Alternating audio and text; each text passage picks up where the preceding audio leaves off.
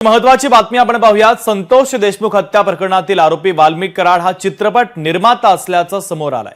कराडचे Indian motion picture producer असोसिएशनचं त्याच्याकडे ओळखपत्र असल्याचं देखील आता समोर येतंय।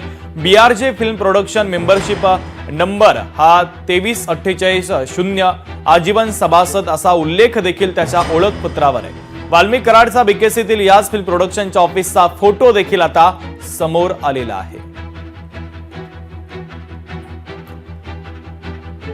दरम्यान थोड्या वेळापूर्वी खासदार बजरंग सोनवणे यांनी या संदर्भात बोलताना लोकशाही मराठीला जी प्रतिक्रिया दिली आहे आपण ऐकूयात।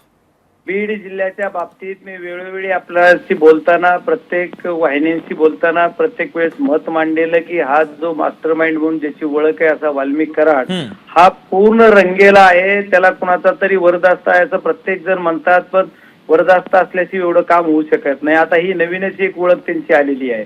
ही जर आय कार्ड आलेलं मी पण सोशल मीडियाला बघितलेलं, अशा पद्धतीने हे जर पिक्चर निर्मात्याचं काम करीत होतं का खरंच याचा सुद्धा तपास पोलिसांनी केलं पाहिजे।